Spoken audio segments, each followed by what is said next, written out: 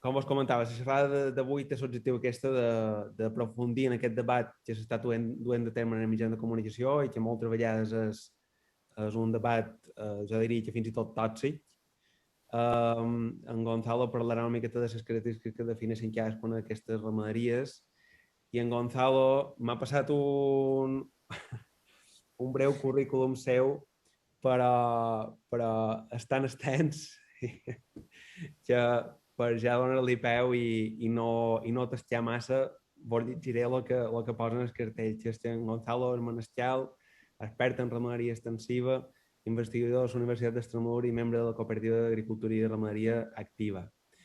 En Gonzalo és d'Extremadura, si no vaig errat, entén el català, i tot i que farà xerrada en castellà, encara no el domina prou en el català. Però és d'agrair. Dit això, Gonzalo, todo tuyo.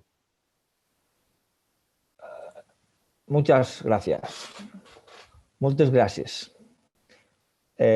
Bueno, agradecer a Paema esta invitación y a Onofre por su presentación. Siempre es un placer colaborar con vosotros. Si es presencialmente mejor, que al menos puedo ver el mar, que es algo que echamos mucho de menos aquí siempre en el centro de la península.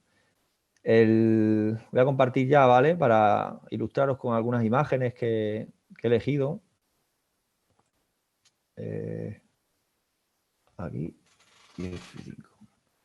¿Vale? ¿Se ve bien?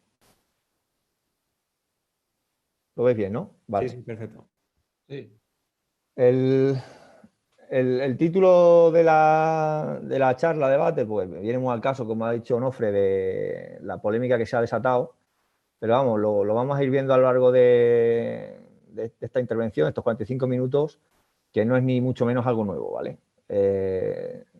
No sé si recordáis también ya, no hace mucho, no sé si fue hace un año, año y pico, también Garzón tuvo la mala suerte fue Garzón, creo, el tema del consumo de carne. No sé si os acordáis, ¿no? Que también desató mucha polémica porque que si estaba en contra del consumo de carne, que si patatín, patatán, ¿vale?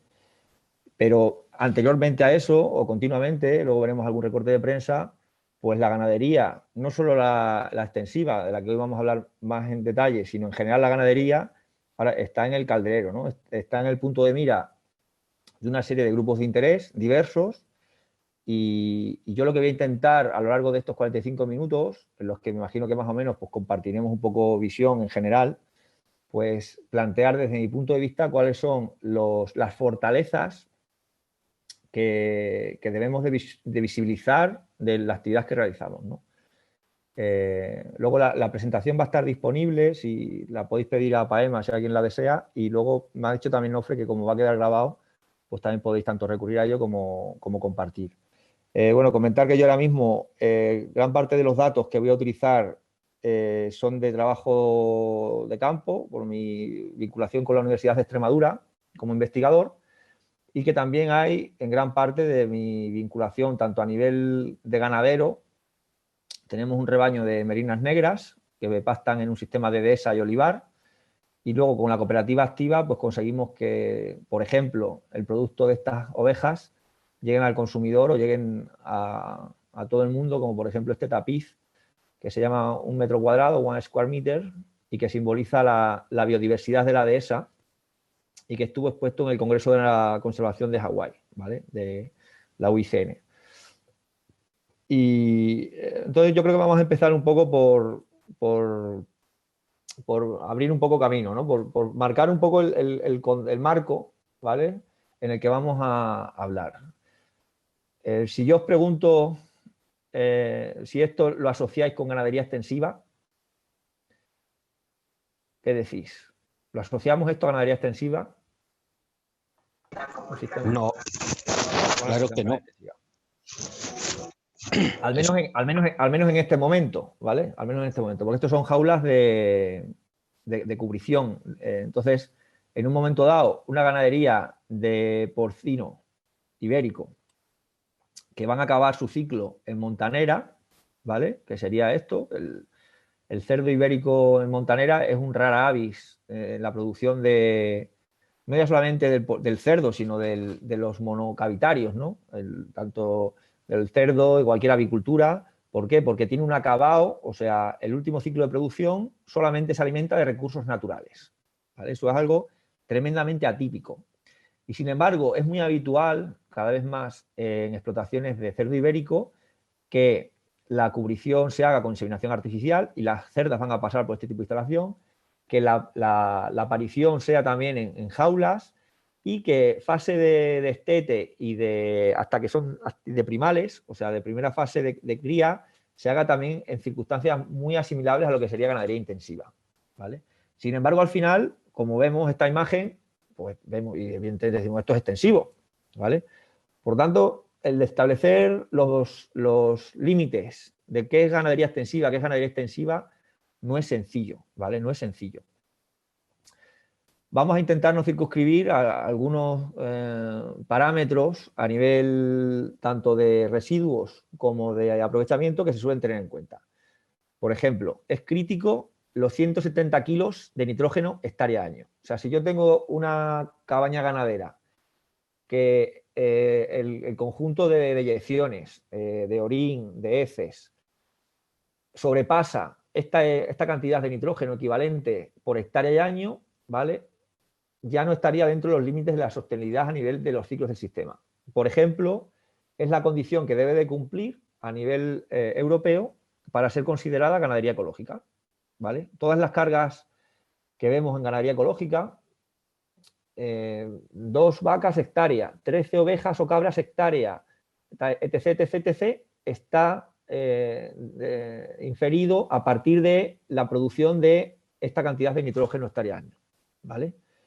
Evidentemente, luego la producción, cuando hay una fase del ciclo de producción extensivo que es en intensivo, pues hay un procesado de los residuos que pueden ayudar a esta eliminación. Y luego tendríamos otro elemento que ya no sería de los residuos, que en el caso de ganadería extensiva muchas veces no se habla ni de residuo, porque más bien al contrario, es un elemento consustancial al sistema y ayuda a los ciclos naturales y a los ciclos agrícolas, como vamos a ver luego alguna imagen. Luego tendríamos la otra parte, que es la inicial del ciclo, que es la alimentación. Y es cuando la mayor parte de los recursos alimenticios proceden de la propia explotación y son consumidos a diente, es decir, los animales pastorean, estaríamos hablando de ganadería extensiva.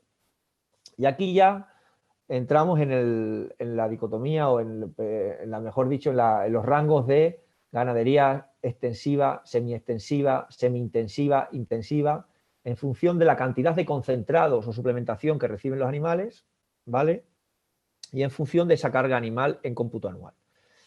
Es tan complejo el tema que hoy por hoy no hay una definición legal de ganadería extensiva. O sea, no hay una definición legal de ganadería extensiva. Uno de los problemas que hay con el debate sobre las declaraciones de Garzón es que es muy difícil de desligar hasta dónde llega la intensiva y dónde empieza la extensiva, ¿vale? Y la reunión que hubo con el ministro pues la semana pasada por parte de la Plataforma por el Pastoralismo, la Federación de la Dehesa, etcétera, iba precisamente en la línea de reivindicar que se establezcan alguna manera de distinguir esta ganadería extensiva de la ganadería intensiva, ¿vale? Hay una serie de elementos también que solemos asociar a la ganadería extensiva, pues razas autóctonas, que sea una producción más tradicional, una calidad diferenciada, pero no tiene por qué, ¿vale? No tiene por qué. Son simplemente elementos que son consustanciales normalmente. Lo que sí que es sine qua non es que en ganadería ecológica tiene que ser extensiva. Incluso en las producciones que son habitualmente intensivas, que es más difícil que la alimentación sea de la propia explotación, caso del porcino que he dicho antes o caso de cualquiera de las explotaciones avícolas, tienen que tener acceso a parques exteriores, tienen que tener acceso a pasto fresco, etcétera, etcétera, etcétera, ¿vale? Y esa normativa es únicamente la que atañe a ganadería ecológica. Ha habido intentos de regular la ganadería integrada, ¿vale? Igual que tenemos ciertas producciones vegetales en gestión integrada, en el olivar la hay, en el arroz, en el tomate, gran parte de las producciones vegetales que tienen cierta extensividad, o sea, abarcan mucho territorio, tienen su rama de integrada, en la que hay un control de fitosanitarios y una serie de regulaciones, ¿no? En ganadería únicamente Andalucía tiene regulado para ovino y quiero recordar que vacuno, y es el único intento que ha habido a nivel de toda la legislación que yo conozco aquí del Estado, ¿vale? Es decir, ganadería extensiva, nos quedamos con esta definición de aprovechamiento de los recursos naturales, prioritariamente a diente, o sea, directamente de los animales en el pastoreo, y con un límite en los residuos de la propia explotación, que gestiona la propia explotación, tanto a nivel de en la fase de estabulación como durante el tiempo que están pastoreando, ¿vale? Entonces, tenemos ahora mismo que plantearnos, porque hay un gran debate que es en torno a una serie de impactos negativos que tiene la ganadería, ¿no? O la calidad de la carne, que es lo que planteó Garzón, ¿no? Entonces, en ese contexto es decir, bueno, ¿y es necesaria la ganadería extensiva? ¿Vale? Que es lo que vamos a ver en la tarde de hoy, ¿no? Vamos a ver la ganadería extensiva, qué aporta más allá de lo que normalmente estamos acostumbrados. Porque estamos acostumbrados a que la ganadería, como cualquier rama agrícola, aporta alimentos, aporta fibras, ¿vale? Y en algunos casos materiales, ¿no? Pero sobre todo aporta alimentos, fibras, cueros, etcétera, ¿no?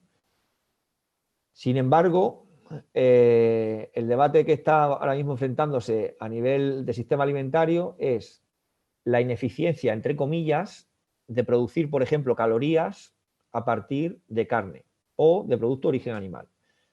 Sabemos que por una cuestión del salto que hay de unos eslabones a otros en la cadena trófica, el 90% de la energía se pierde en cada salto, ¿no? De manera que, si, en términos generales, para alimentar una vaca, ¿vale? Para obtener una kilocaloría a partir de un filete de vaca, ¿vale? Pues hemos perdido por el camino 9 kilocalorías, ¿no? El 90%. La cuestión está de qué estamos alimentando a esa vaca. Si estamos alimentando a esa vaca de el binomio soja-maíz, o sea, es una fase de producción industrial, aunque sea en el último ciclo, en el caso de los terneros, o estamos alimentando esa vaca o los terneros de esa vaca a partir de pasto que no tiene ninguna otra utilización para alimentación directa humana. O sea, el pasto no es aprovechable por las personas, ¿vale?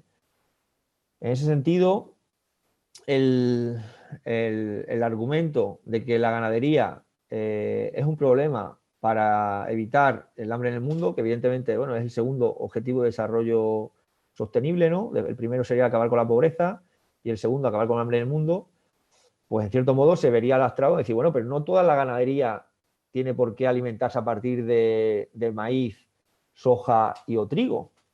Por lo tanto, no tiene por qué competir la ganadería con la alimentación humana directamente.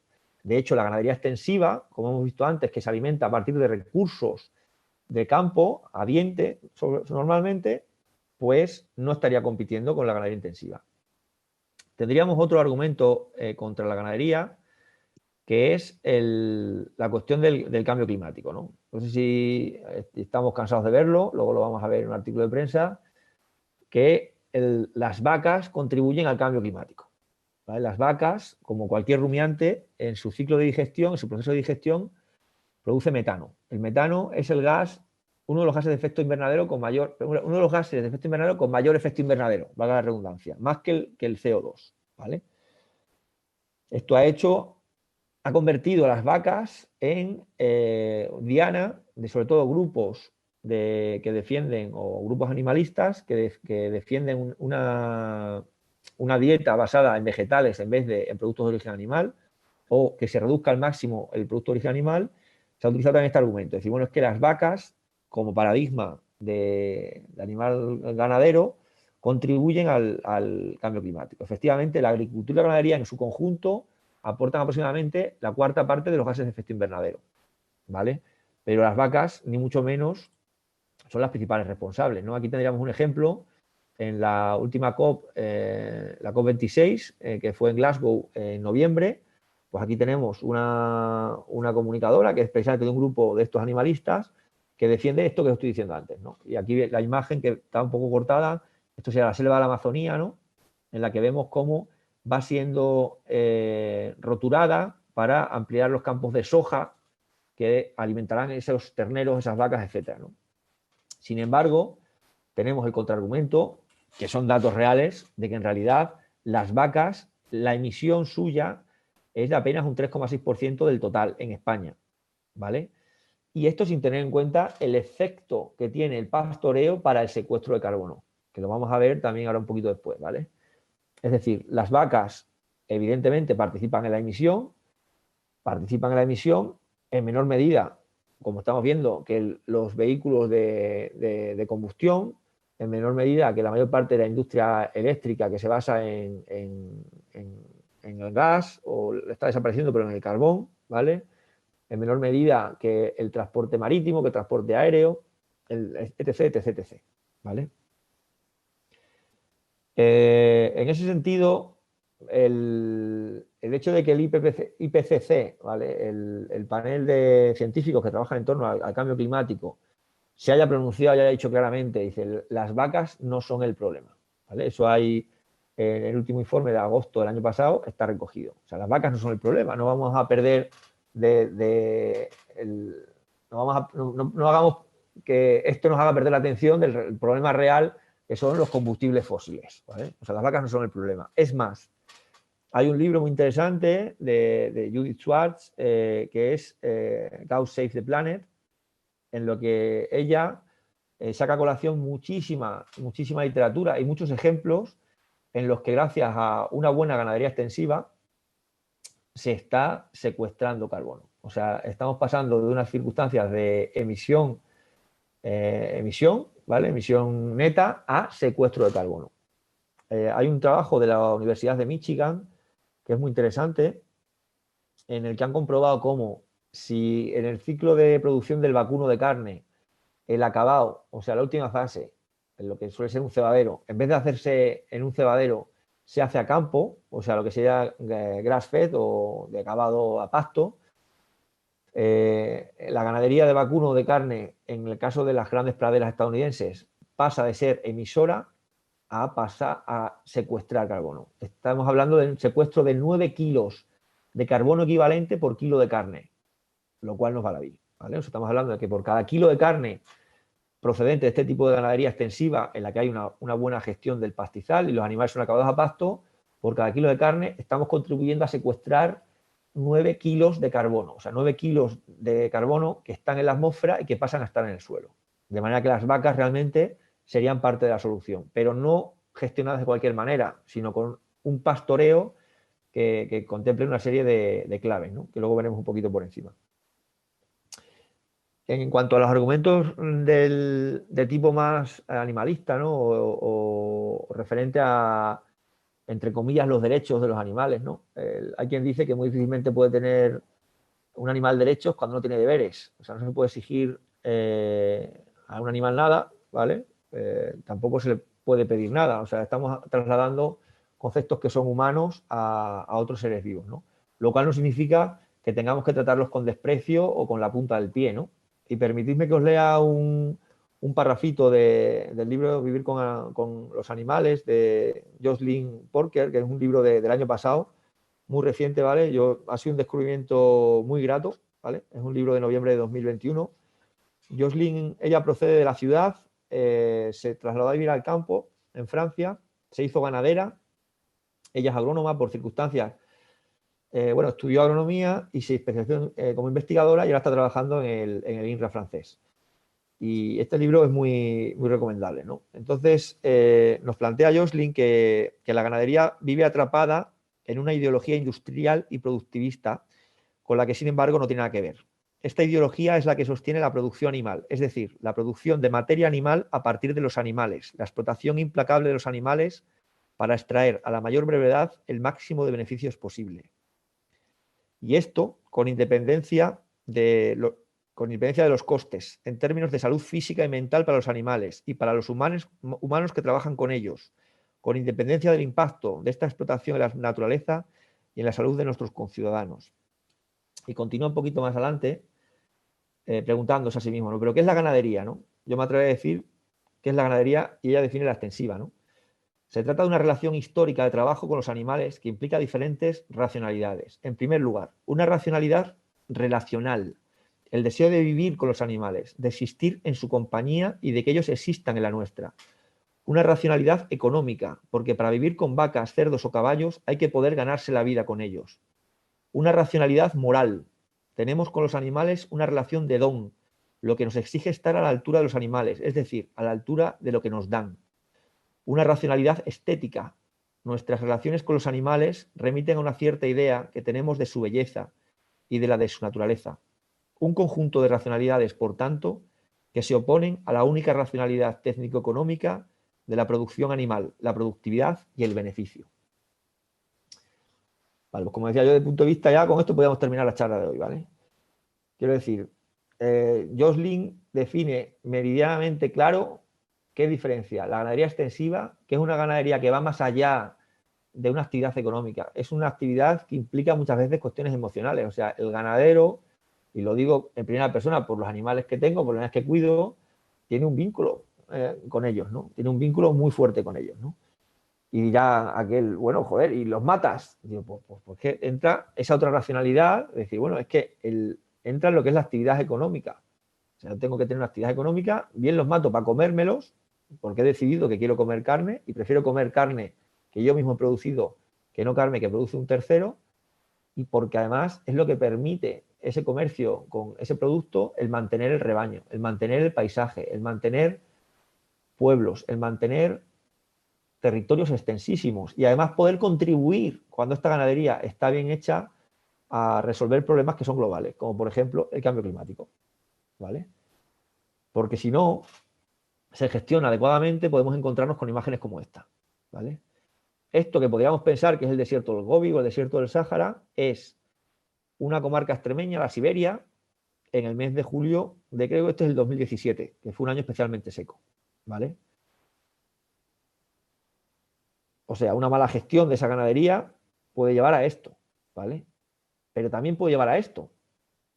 Esto es una zona que era de dehesa, ¿vale? Vemos aquí las quercinias, que se ha matorralizado después del abandono, o sea, cuando ha dejado de haber actividad ganadera. Esto es un terreno abonado para las llamas, ¿vale? Aparte de no tener productividad ninguna, no solamente a nivel económico, ¿no? A nivel de euros, sino también a nivel de los propios ciclos del ecosistema. Lo vamos a ver luego después, ¿vale? Entonces, ¿qué es lo que estamos hablando? Estamos hablando de ganadería extensiva, que ya hemos visto que aprovechamos recursos naturales a diente y ese recurso natural a diente, pues rápidamente pensamos en los pastizales, ¿vale? Y es que los pastizales son la tercera parte de la superficie emergida, o sea, la tercera parte de toda la superficie de la tierra que no está cubierta de agua, lo cual no es tontería, ¿vale? Y esa superficie es responsabilidad de los ganaderos. Y esa superficie difícilmente es aprovechable para ningún otro uso, porque con la presión que hay ahora mismo a nivel agrícola por la creciente población humana, lo que no se ha roturado, ¿vale?, es porque no se ha podido, ¿de acuerdo? Por lo tanto, son terrenos normalmente menos productivos, con una orografía más compleja, o sea, zonas montañosas, zonas en las que no hay apenas población ya, zonas directamente que son semiáridas o áridas, etcétera, etcétera, etcétera, ¿vale? Bueno, este mapa refleja lo que sería la situación de conservación de estos pastizales, ¿no? Vemos una zona aquí en el centro de Australia muy degradado. También vemos aquí en el centro de las grandes praderas de Estados Unidos, esto es Patagonia, ¿vale? En Australia, Chile, norte de África. Y aquí no se ve mucho, pero hay puntitos rojos en la zona también del suroeste de la península ibérica, ¿vale? Esta ganadería no solamente gestionamos pastizales, ¿no? No solamente es decir, bueno, es que son terrenos improductivos, son terrenos olvidados, por así decirlo, y lo que ahí suceda, pues queremos estar, no queremos ni saber lo que sucede ahí, ¿no? No nos importa, no nos incumbe, ¿vale? Os voy a poner ahora, voy a ilustrar unas imágenes de un pueblo de Zimbabue, de Chikwa. Es una región, no solamente, o sea, una comarca, no una aldea como tal. Tenía muchos problemas con los ataques de leones, sobre todo, probaron vigilancia nocturna, probaron perros vigías, pero nada funcionaba, ¿vale? Y aquí, bueno, ¿qué pensáis que están poniendo aquí, ¿vale? Aquí están instalando una lona, tal. Vale, pues lo que están instalando es un redil, ¿vale? No sé si veis aquí la lona cubriendo perimetralmente esta manada de vacas, que fue una innovación a partir del conocimiento de los angolanos, ¿vale? Angola fue colonia portuguesa y mi hipótesis es que los portugueses, cuando colonizaron Angola, llevaron el sistema del redileo. El redileo, que es un sistema tradicional de la dehesa y de la península para proteger los animales por la noche, fue trasladado a Angola. Zimbabue o estos ganaderos lo copiaron de los angolanos. Pero es que no solamente protegemos el rebaño por la noche, ¿vale? Sino que estamos fertilizando, ¿vale? O sea, estos comunales lo que hacen es redilear en las zonas donde va a sembrarse maíz a la campaña siguiente, ¿no? ¿Qué es lo que han sucedido? Pues que han duplicado la producción de maíz, ¿vale? Han duplicado la producción de maíz en la fiesta que montaron después de la primera campaña, porque fue espectacular para ellos. Es decir, la integración de agricultura y ganadería, en este caso además ganadería extensiva, implica también por sí mismo una herramienta para luchar contra la seguridad alimentaria. O sea, no solamente estamos hablando de que la carne no tiene por qué competir con los animales domésticos, no tienen por qué competir con los seres humanos en los recursos alimenticios, sino que producen alimentos donde la agricultura no puede y contribuyen a que la agricultura sea más productiva, ¿vale?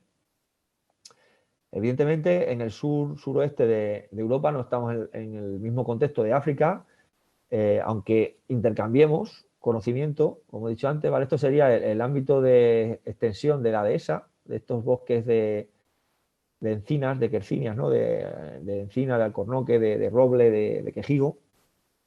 Y es un paisaje cultural en sí mismo, el más extenso de Europa, ¿vale? Son 5 millones de hectáreas. El paisaje de alto valor natural, el sistema de alto valor natural más extenso de Europa, que no existiría si no fuera por el ganado, ¿vale? Estos son nuestras ovejas, pastando aquí en el entorno de Cáceres.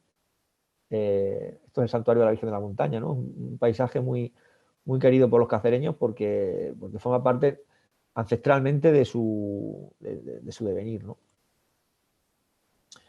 Lo hemos comentado antes, ¿no? El estudio de la Universidad de Michigan, de la capacidad que tiene de secuestro los pastos bien gestionados, y eso se debe a que las plantas cuando crecen simétricamente en la fase aérea y la fase radicular, las raíces, ¿vale? Por cada vez que un herbívoro se come la parte aérea, ¿vale? Al volver a crecer todo el sistema foliar, vuelven a crecer las raíces. Y cada pico de crecimiento son picos de carbono que se meten al suelo, ¿vale? La cuestión está que este carbono, el carbono de los pastizales, que significa la mayor parte ahora mismo del carbono terrestre, ¿vale? Mayor que el carbono que hay en los bosques, ¿vale? Es un carbono tremendamente estable, ¿vale? No sucede lo mismo con el carbono que hay en la biocenosis, ¿no? Que hay en la parte en los vegetales, ¿no? En las plantas, que pueden ser fruto de una mala degradación, puede ser fruto de un incendio, puede ser, etcétera, ¿no? El carbono que hay en el suelo, cuando el suelo no lo agredimos con nuestra práctica agropecuaria, porque es la agricultura y la ganadería mal gestionada la que van a hacer que ese carbono que está en el suelo vuelva a la atmósfera. Ese carbono es tremendamente estable en el suelo, ¿vale? Nosotros esto lo hemos comprobado en el contexto de la dehesa, ¿vale? Hemos hecho un estudio en el que hemos comparado fincas en las que hay una buena gestión del pastizal. Las fincas en las que mayor diferencia hemos visto son fincas que hacen manejo holístico o racional, ¿vale? El pastoreo racional, que ha llegado a estar incluido como ecoesquema secundario para la futura PAC, sorprendentemente ha desaparecido cuando consideramos desde la universidad que no vale solamente donde sea ganadería extensiva. Esa ganadería extensiva tiene que tener unas buenas prácticas asociadas y una de ellas es este pastoreo racional, ¿vale? Entonces, este pastoreo racional que estaba en la propuesta del ministerio que conocimos en julio, sorpresivamente ha desaparecido en la propuesta de otoño. El caso es que nosotros hemos comprobado en la dehesa que las fincas donde hacen este tipo de pastoreo mejoran los ciclos de los minerales, mejora el ciclo de energía, mejora la biodiversidad y la actividad biológica enzimática. Hemos desarrollado también un método indirecto, hemos adaptado, mejor dicho, a partir de el estándar GRAS que se desarrolló para Patagonia, ¿vale? Es un sistema de una serie de parámetros que se pueden interpretar a simple vista, ¿vale? Que nos permiten ver todos los ciclos en función de qué parámetros nos estemos fijando. Si queremos saber sobre el ciclo del agua, nos fijamos en si hay suelo desnudo, si hay compactación, si hay erosión. Sobre el ciclo mineral, comprobamos qué edafofauna, o sea, qué pequeños invertebrados hay en el suelo o qué tal funciona la descomposición de las heces. Y luego, a nivel de flujo de energía y de las comunidades vegetales, la biodiversidad, pues nos fijamos en las gramíneas perennes, las leguminosas, los arbustos, los árboles y en general la productividad, ¿vale? Eso nos da una serie de datos. Por ejemplo, aquí tenemos una finca de dehesa antes de hacerse redigleo. Esta práctica que comentábamos antes de encerrar las ovejas en un pequeño espacio para pernoctar o para sestear, y tenemos una puntuación de este índice de menos 55. ¿Por qué? Pues porque hay mucho suelo desnudo, se ve aquí erosión, la comunidad vegetal está empobrecida, los árboles incluso no están muy sanos, ¿vale? 2 años después, el mismo sitio, después de haber hecho redileo, hemos aumentado 50 puntos, perdón, 80 puntos. Hemos pasado de menos 55 a más 25, ¿vale? Hemos aumentado 80 puntos en un total de 200, de menos 100 a más 100, o sea, lo cual no nos va a la vida, ¿vale? Y se ve, ¿no? O sea, lo que hemos hecho simplemente es algo que se ve. O sea, aquí vemos la exuberancia del pasto, la diversidad que encontramos ahora, no hay suelo desnudo, los árboles han aumentado su follaje. O sea, lo que se ve, simplemente con este sistema conseguimos darle numeración, ¿de acuerdo? Hemos comprobado entonces que estas fincas que hacen manejo holístico, que es un tipo de pastoreo racional, tienen 10 veces más índice que las fincas control, o sea, midiendo lo mismo, pero en la finca de al lado, donde hacen pastoreo, ganadería extensiva, pero de pastoreo continuo. La cobertura de suelo es 30 veces mayor en las fincas con manejo holístico. Tenemos más calidad forrajera en las fincas con manejo holístico y más disponibilidad forrajera. Duplicamos la disponibilidad forrajera. O sea, las fincas que hacen este pastoreo, no solo mejoramos ambientalmente la finca, sino que además nos da más autonomía de forraje. Es decir, nos vamos a gastar menos dinero en nuestra explotación y van a alimentarse los animales en mayor medida de la propia finca. O sea, vamos a ir más hacia ese modelo de ganadería extensiva de aprovechamiento de los recursos naturales y aprovechamiento a diente. En cuanto al fósforo, que es un mineral limitante en producción vegetal en general, casi triplicamos el fósforo biodisponible, y el potasio estamos, digamos, un poquito por debajo, es un 80% más, ¿vale? En el caso del potasio. En los dos casos es estadísticamente muy significativo, lo cual no está nada mal, ¿vale? Tenemos mayores valores también de carbono, de nitrógeno y de calcio.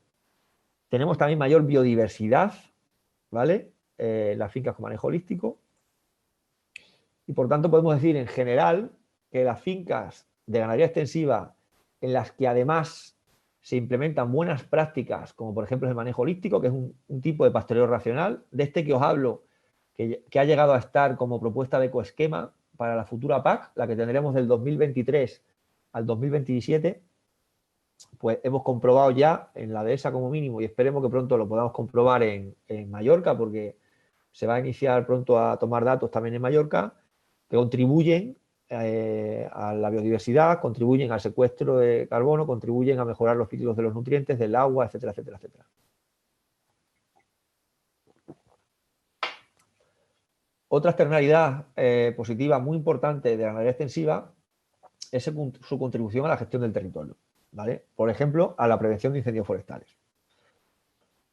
En el 2017, la Universidad de Extremadura comenzamos un proyecto por encargo de la Junta de Extremadura para plantear una nueva metodología de prevención de incendios basada en la propia agricultura y ganadería. O sea, la idea detrás de esto es qué mejor manera de mantener el monte que los propios vecinos o los propios agricultores, ganaderos o silvicultores sean los interesados en que el monte se mantenga, ¿vale?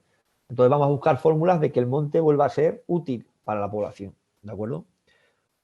Aquí vemos, por ejemplo, un cortafuegos natural, un cortafuegos productivo, que es en la zona de pastoreo de esta majada. Aquí estas cabras llegaban hasta aquí en su pastoreo y vemos que casualmente es lo que se ha salvado de las llamas. El fuego pasó por encima, pero toda esta zona se salvó. ¿Vale? Es algo bastante lógico, es decir, que no hemos descubierto ni mucho menos...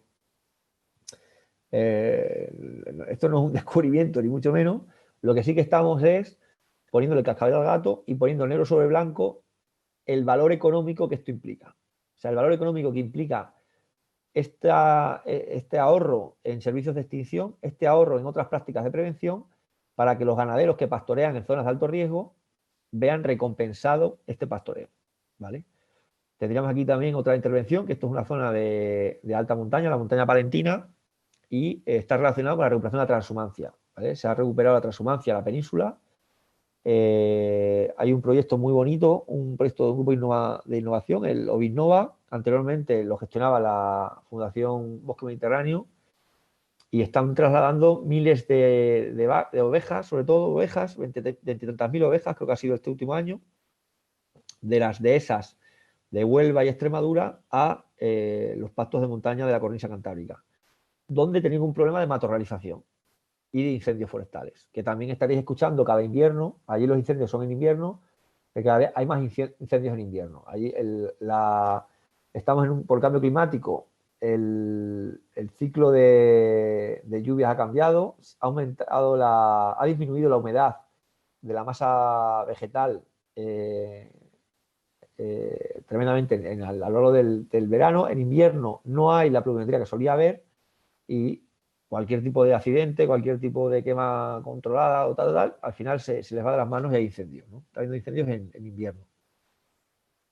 Esto todo, pues evidentemente, eso gracias a una serie de ganaderos, ¿no? que colaboran con nosotros. Esto sería las zonas, este veis en verde, es las zonas que están pastoreando del noroeste de Extremadura con este prisma, ¿no? Los ganaderos están cobrando de media 68 o 70 euros la hectárea, ¿vale? Y además, estos cortafuegos son más sostenibles que los que se pastorean, perdón, que los pastorean, los que se gestionan con sistemas mecánicos. Aquí vemos, por ejemplo, este cortafuegos que ha sido gestionado con sistema mecánico. Ya han pasado 3-4 años, creo que fue, desde la última actuación, y está en menos 30, ¿vale? Un cortafuegos en la misma zona con gestión con pastoreo está en 70, o sea, 100 puntos más, ¿vale? Evidentemente, si el mantenimiento conseguimos hacerlo con ganadería, que no implica un decapado, que no implica esa erosión, que no implica acabar con la vegetación arbórea, etcétera, pues va a ser más sostenible que no si tenemos que recurrir a medios mecánicos.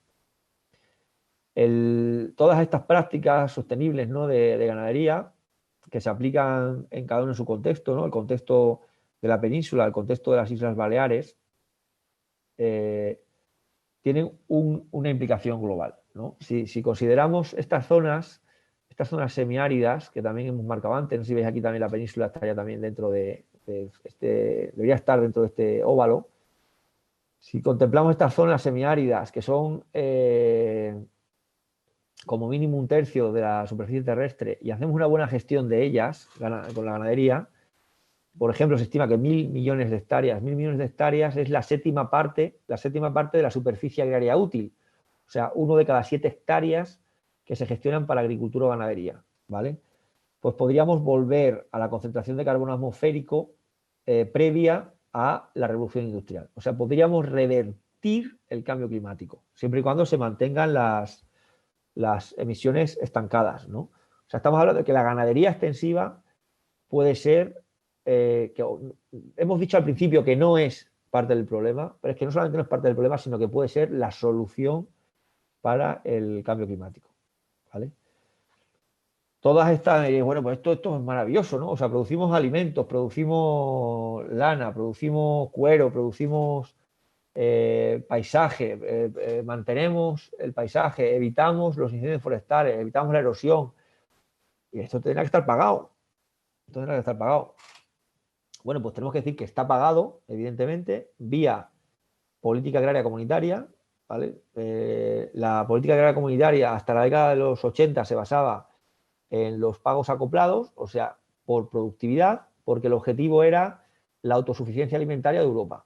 O sea, esta es una política que nace de la Segunda Guerra Mundial y la obsesión es producir alimentos suficientes para una población cada vez más urbana. Entonces, la gente, cada vez menos gente en los pueblos, tienen que producir más alimentos por unidades de producción porque la gente va yéndose a las ciudades. Y además estos alimentos tienen que ser baratos, porque si no, los salarios bajos que se pagan en las ciudades haría insostenible la alimentación de la población, ¿no? Y de ahí surge la PAC, ¿vale? Esa PAC es principio pago acoplado por unidades de producción, se consigue no solo la suficiencia, sino sobresaturación de mercados y cambia la política, una política desacoplada, una política en la que ya el ganadero, el agricultor se le paga como gestor del territorio, ¿vale? Que eso ya en cada nuevo periodo PAC se le da una vuelta de tuerca más.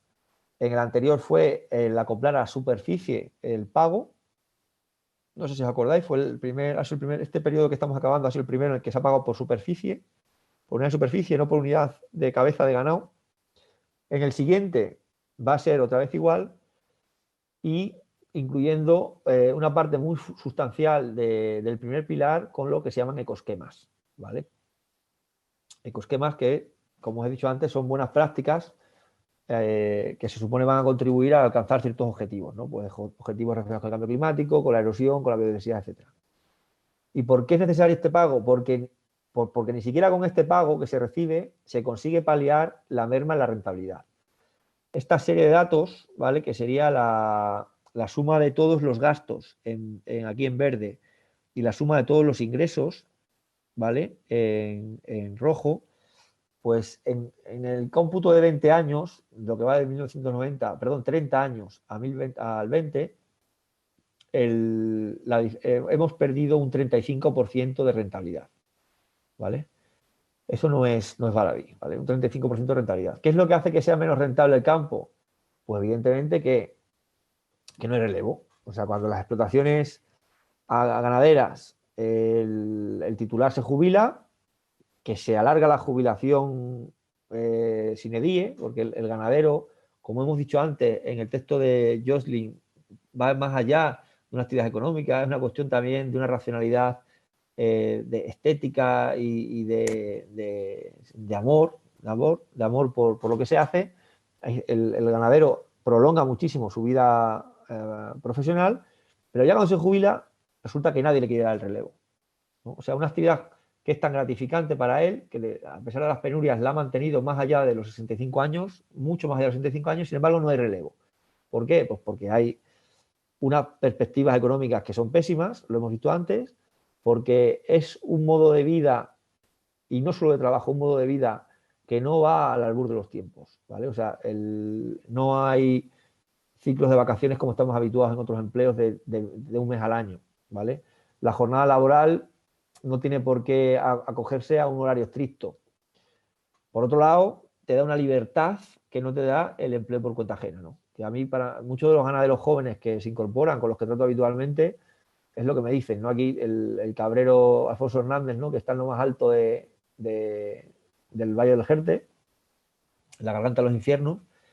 Yo siempre me quedo con eso. Me dijo, oye, yo es que no puedo tener a nadie por encima, Gonzalo.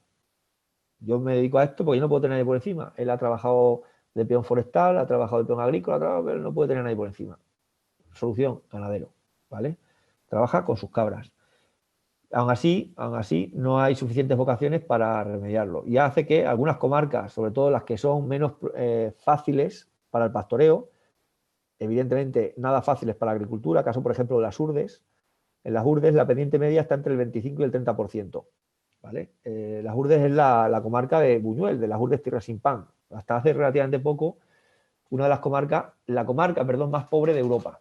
¿Vale? Pues esa comarca, que es esta gráfica que veis aquí, ha perdido ganadería a una velocidad excepcional, ¿no? O sea, estamos hablando aquí en el ciclo del 80 al 2010, en un ciclo de 30 años, de prácticamente desaparecer la agricultura y la ganadería, ¿vale? Estos son unidades de ganado mayor, prácticamente desaparecer. Con deciros que el único ganadero, no siendo apicultor, porque apicultores sí que hay, ¿vale? El único ganadero no apicultor profesional que hay en las Urdes se ha trasladado allí gracias al proyecto Mosaico que os mencionaba antes, ¿vale? O sea, es un ganadero que ha llegado pues porque hay unas medidas de acompañamiento, se le está pagando por la labor que hace de prevención de incendios, pero de otra manera no quedaría ningún ganadero allí. En el conjunto de Sierra de Gata y Urdes, que son las dos comarcas que os he mostrado antes en el mapa, más del noroeste de la comunidad autónoma, se ha perdido la mitad de las explotaciones agropecuarias entre dos ciclos de las encuestas agrarias. La encuesta agraria del 2000 y la del 2012, perdón. Imaginémonos lo que supone esto, o sea, en un lapso de 10 años, apenas 10 años, perderse la mitad de las explotaciones. Es como si dijéramos que como si cerraran la mitad de las escuelas. ¿Qué pasaría en cualquiera de estas comarcas, no? O la mitad de los consultorios médicos. ¿Qué pasaría? Pues evidentemente la gente estaría manifestándose, estaríamos en las calles, estaríamos preguntándonos qué está sucediendo. Bueno, pues eso que lleva sucediendo hace mucho tiempo, ya ha saltado a la palestra y ya pues estamos hablando de la España vaciada, y detrás de esa España vaciada está la pérdida de rentabilidad de la actividad agropecuaria y yo aún diría más, sobre todo, la ganadería extensiva, porque son la mayor parte de ellas comarcas ganaderas, ¿vale? El caso del gran sistema celtíbero, que es el sistema ibérico, o sea, todo lo que va desde Soria en diagonal hacia Teruel y Castellón, todo ese sistema montañoso, donde la población es menor de 8 habitantes por kilómetro cuadrado, o sea, una población equivalente a la Laponia, ¿vale? O sea, en Laponia, que es el desierto demográfico europeo, en el norte de Escandinavia, hay una población equivalente a la que tenemos en el sistema celtibérico y también en algunas comarcas de Extremadura. Como por ejemplo esta que estamos hablando, zonas de Zamora, zonas de los Pirineos, zonas de la cornisa cantábrica, ¿vale? Ese contexto parece que no hay alternativa, ¿no? Entonces, ya para ir concluyendo y dar paso un poco al debate, hemos definido la ganadería extensiva, hemos visto que es un sistema que tiene elementos que pueden ser, que nos puede confundir con otro tipo de ganadería, que es una ganadería industrial, intensiva, llamamos X, pero que evidentemente tiene muchos elementos positivos que tenemos que saber ejecutar. O sea, no basta con tener los animales a campo, hay que saber gestionar el campo con esos animales, ¿vale? Y tenemos también que insistir mucho en la diferenciación de esta ganadería respecto a la otra ganadería. ¿Y cómo la diferenciamos? Pues insistiendo en que tiene una labor de prevención y regeneración. Eso se tiene que traducir y se traduce en una mayor calidad alimentaria, en una mayor productividad del pasto. Y esa mayor productividad de pasto implica mejorar el suelo, mejorar los ciclos de nutrientes, mejorar la energía, mejorar el ciclo de carbono, etcétera, etcétera, etcétera. O sea, retos que tenemos ahora mismo a nivel global y que desde la ganadería podemos abordar. No solo para que esa ganadería sea sostenible, sino para contribuir a que la propia humanidad en sí misma sea sostenible, ¿vale? Para eso, evidentemente, la ganadería tiene que ser rentable. Si no, va a acabar finiquitando, ¿no? O sea, no nos va a hacer falta campañas para desprestigiarla porque por sí mismo va a desaparecer. Entonces tenemos que ser muy cuidadosos con los costes de producción, sobre todo con la alimentación, que es el principal coste de producción en ganadería extensiva, sabiendo además que en la medida que mejor gestionemos nuestras fincas, nuestros campos, más nos va a devolver esa finca, más autonomía forrajera, menos insumos vamos a tener que comprar. Incluso vamos a poder incrementar la carga, ¿vale? No vamos a pensar en carga, en cómputo anual, sino el número de animales por unidad de espacio y tiempo, ¿vale? Y evidentemente, pues tenemos que pensar en el valor añadido, no solamente con una distinción de mercado, sino también con los procesos de transformación y elaboración, ¿vale? En la medida que cuanto más nos acerquemos al consumidor, más valor, más dinero va a quedar en la unidad de producción agraria o ganadera. Y todos estos servicios, además, no tenemos que quedarnos en la puerta de la finca, no tenemos que contentarnos con producir un producto de calidad, un producto que es apreciado por nuestros consumidores, un producto que antes de llegar a esa puerta de finca ha secuestrado carbono, ha mejorado el ciclo del agua, ha mejorado la biodiversidad, ha permitido mantener un paisaje ancestral, sino que tenemos que comunicarlo hacia afuera. O sea, los ganaderos tenemos que perder el miedo a defender lo que estamos haciendo, porque ni las vacas son las culpables del cambio climático, ¿vale? Ni estamos matando ni asesinando por el hecho de cuidar animales que, como hemos dicho al principio, son parte en muchos casos prácticamente de nuestra familia, ¿vale? Para alimentar a la población, para vestir a la población y para contribuir a una tierra que sea habitable en el futuro.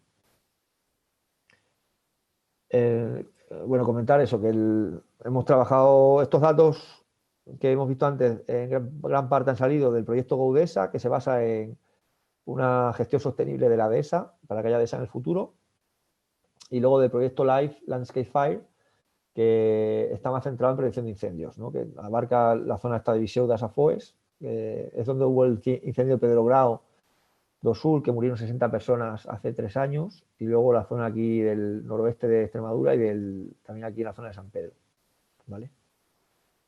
Y bueno, no puedo dejar de mencionar, esta es una vista panorámica del pedazo de sierra que gestionamos al lado de Cáceres.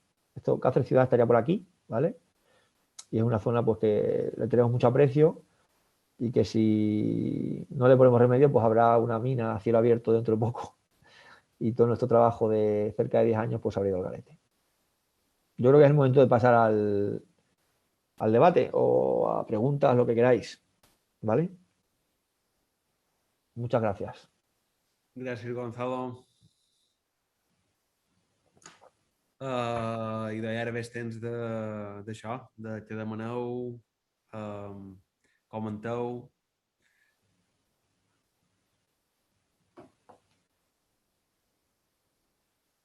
Podeu obrir el micro vosaltres mateixos i fer els comentaris que vulgueu. Hola, buenas tardes. Buenas tardes. Quería hacer una pregunta. Has hablado de la cantidad de nitrógeno en la tierra para ser ecológico, pero haciendo el pastoreo racional llega un momento que tienes tanto pasto que tienes que aumentar la cantidad de cabezas de ganado.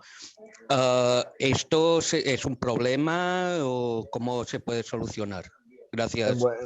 En vuestro contexto de Mallorca, que lo conozco meridianamente, bueno, un poquito, porque tuve la suerte además en octubre de visitar muchas fincas, ¿vale?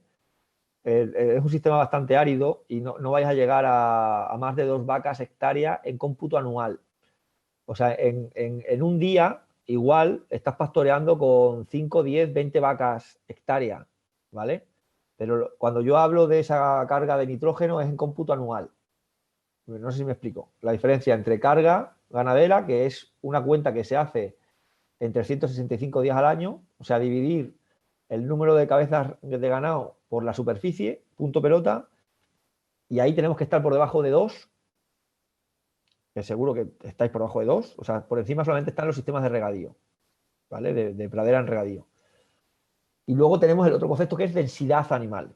Densidad animal sí que es momentánea. La división de el número de cabezas entre superficie que están pastoreando en un momento concreto, en un día, ¿vale? Y ahí no pasa nada porque esté por encima de 2. ¿Me entendéis la diferencia? Sí, perfecto, muchas gracias.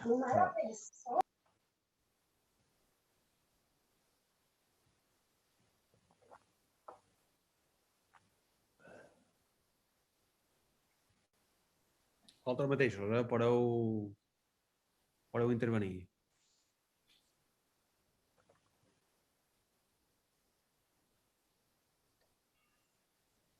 Miquel Villalonga, Hola, buenas tardes, Gonzalo. Hola, ¿qué tal? Muy bien, ¿Qué tal, Guillén? ¿Qué tal va eso? Muy bien, la verdad es que encantado de escuchar. ¿Has empezado a tirar líneas de pastor? ¿Has empezado a tirar líneas de pastor ya o no? Encantado de escucharte, pero lo que planteas en el fondo me suena un poco a utópico, ¿no? Es decir, la verdad es que la cantidad de ganaderos que hacemos ganadería extensiva somos muy pocos comparados con el producto total global, ¿no? Y con las necesidades totales globales. Es decir, es muy bonito, está muy bien, pero no sé si a nivel global hay alguna posibilidad de que este concepto de ganadería extensiva pueda rejuvenecerse. No sé. Hay una esto está muy relacionado con el tema de la producción de alimentos, por ejemplo, ¿vale? Que eso es lo que se usa siempre desde el ámbito de la producción animal, ¿no? De la que también vengo, o sea, yo soy veterinario, yo he estudiado producción animal, zootecnia, ¿vale? O sea, no es posible alimentar o satisfacer la demanda de carne con la producción extensiva únicamente, ¿vale? Y yo contesto, es que realmente cuando Garzón decía que comemos demasiada carne, es que es verdad. O sea, es que realmente para tener una dieta saludable no hace falta comer carne una vez al día. Es que con comer carne roja una vez cada 15 días y carnes blancas, o sea, de avicultura o de porcinocultura una vez a la semana, vamos más que sobraos. ¿Me entendéis o no? Sí. Y quizás, pues suba el precio de la carne y a lo mejor colateralmente eso implique que mejore la salud de la gente. O sea, el motivo por el que tenemos una dieta, o la dieta mediterránea es una dieta saludable, es porque es una dieta baja en carnes. Porque ¿quién comía carne en Mallorca antes de los años 60? ¿Quién comía carne? Se mataba un pollo, pues cuando venía un familiar al que tenía muchísimo aprecio, matábamos un pollo y te comías la carne de los animales que se morían. Aquí en Extremadura tenemos métodos de preparar la carne de los animales que se mueren, el tasajo para las cabras, y se hacía con cabra vieja, ¿vale? Evidentemente estaba la matanza y el cerdo, y se mataba el cerdo, pero estaban comiendo de un cerdo una familia durante todo un año, ¿vale? Sí, sí. Quiero decir que es que el modelo que tenemos de alimentación ahora, que evidentemente eso es un cambio cultural. O sea, yo, mi abuela, en casa de mi abuela, si no se come carne o pescado, no has comido. Ya. O sea, pero no al día, no, en cada comida. Y bueno, pues haz un tentempié. Pero, ¿por qué? Joder, pues porque ha vivido los años del hambre. O sea, una persona que ha vivido los años del hambre, que miraban a un pollo y miraban un pollo asado directamente, no veían las plumas, veían el pollo asado, como en las películas de Chaplin, pues normal, ¿vale? Dicen que uno de los motivos por los que cayó el régimen soviético en Polonia fue por el incremento del precio de las salchichas. O sea, estaba tan relacionado el consumo de salchichas con el tener un buen nivel de vida que cuando subió el precio y la gente le empezó a costar, como está pasando ahora que las crisis de demanda son por el acceso a los combustibles fósiles, ¿no? Lo que hemos visto ahora en Kazajistán, ¿no? Ha sido en esta república de los TAN, ¿no? O sea, entonces eran por problemas en su día fue por el pan, que era la demanda que había en la península en los años 30, trabajo y pan, ¿vale? En el caso de que cuando avanza un poco el nivel de vida es por la carne de accesible, esto lo tiene Marvin Harris, que es un antropólogo social muy interesante que cuenta esto, y ahora estas luchas de subsistencia y por los recursos son por los combustibles fósiles, que ha habido en Irán, que ha habido ahora en Kazajistán, que ha habido en algunos países de Sudamérica, etc. Y con la carne puede pasar, pero es que a lo mejor la carne es demasiado barata, si es que no tiene ni pies ni cabeza. No tiene ni pies ni cabeza que un kilo de pollo cueste por debajo de 3 euros. Si es que es imposible, es imposible. Imposible. Un litro de leche en el supermercado 60 céntimos. Pero si es que es más cara el agua mineral. O sea, es que son cosas que no... Entonces, es utópico, evidentemente, pero es que si no hubiera utopías, pues seguiríamos en la edad de piedra. Quiero decir que... Yo soy muy utópico, ¿eh? Sí, no, estoy de acuerdo, es muy bonito, pero implica un cambio cultural. El cambio cultural. Y por eso digo que tenemos que los ganaderos salir de la puerta de la finca. Y tenemos que hablar con la gente. Yo tengo muchísimos amigos veganos, muchísimos. Y yo hablo con ellos con cordialidad. Yo he estado durante mucho tiempo que yo no compro carne. O sea, yo consumo mi carne. O sea, yo no compro carne. O sea, y en casa se consume muy poca carne, ¿vale? Y eso es un ámbito tal. ¿Qué es lo que pasa? Que estamos en una situación en la que cada vez además entramos más en la polarización que se está hablando hoy en día, ¿no? Las redes sociales nos han trasladado a todos al foro, a la plaza pública, y todo se ha convertido en motivo de confrontación, ¿vale? Pero yo creo que el ganadero extensivo, con estas palabras que traducen, que os he leído antes de Jocelyn Porker, ¿no? El que la gente sepa ver eso. O sea, es que yo no estoy en una cadena de producción en la que en vez de fabricar coches, fabrico sobrasadas.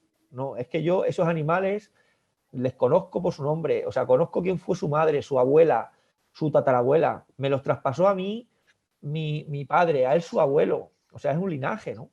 No sé cómo decirlo. Vale, vale. Muy bien, gracias. Passam Gracias ara a ti por darme en, a decir esto. en Miquel Villalonga ha aixecat la mà i en Miquel Camps després. Sí, hola. ¿Me sentiu bé? Sí, sí. Sí, bien. Hola, Gonzalo. No sé si te va bé que xerri en català. Sí. Va. Bueno, no sé, és un debat així molt complex i crec que en Gonzalo toca molt bé la part ambiental, està claríssima, no? Els beneficis de la ramaderia extensiva alhora la ramaderia intensiva, però crec que hi ha una part del debat que és la part social i econòmica que és la que pesa més a l'hora de fer inviable la ramaderia extensiva. És a dir, crec que quan plantegem el debat així dins el sistema de la globalització i l'economia de mercat, l'agricultura extensiva passa a ser com una peça de museu, no? Un producte per consumidors sibarites, diguéssim. I que si la ramaderia extensiva no aconsegueix, diguéssim, sortir-se de les estructures de mercat i funcionar dins altres economies de manera més local, se fa difícil que els projectes siguin viables. Hi ha una cosa que és que de vegades s'associa molt a ramaderia extensiva a grans extensions de territori i gran nombre d'animals.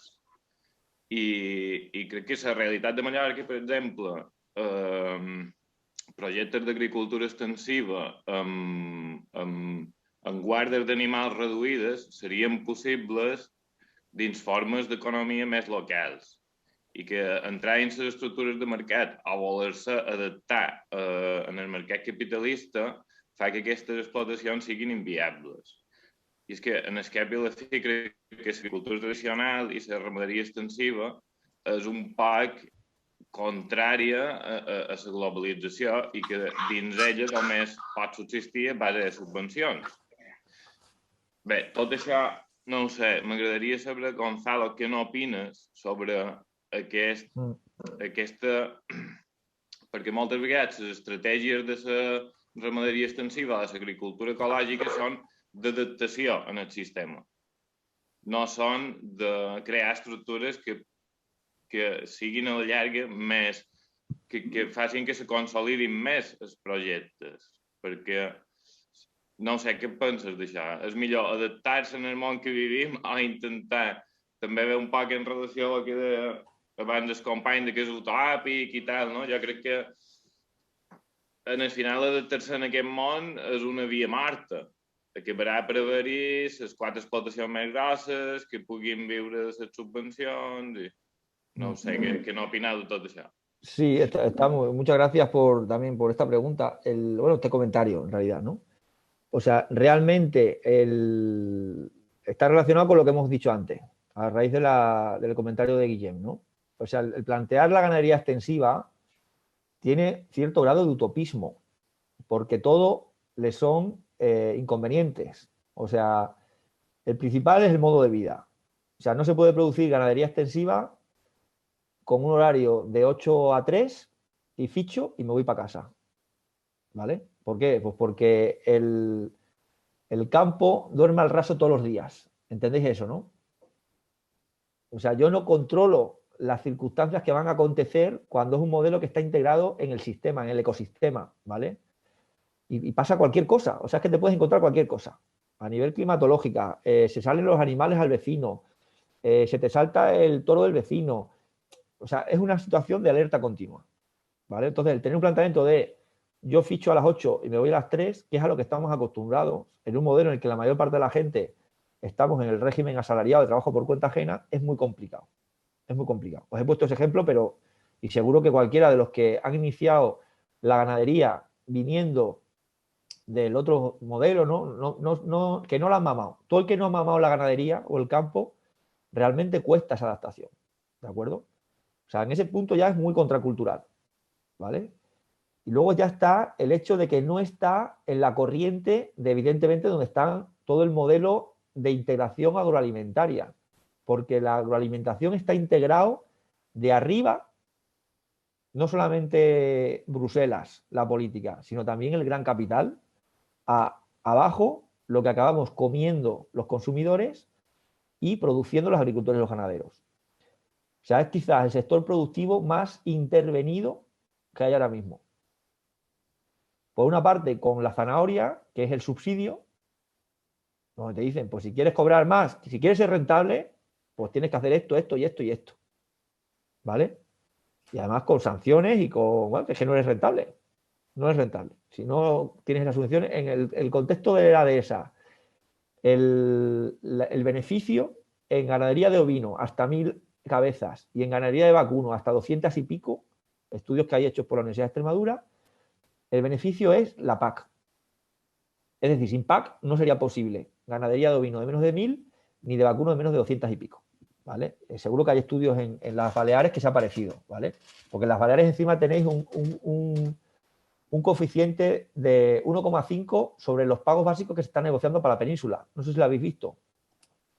Ya están las tablas de los pagos, la regionalización que va a haber en la nueva PAC, y en Baleares está hablando de 1,5 sobre lo que se paga en la península.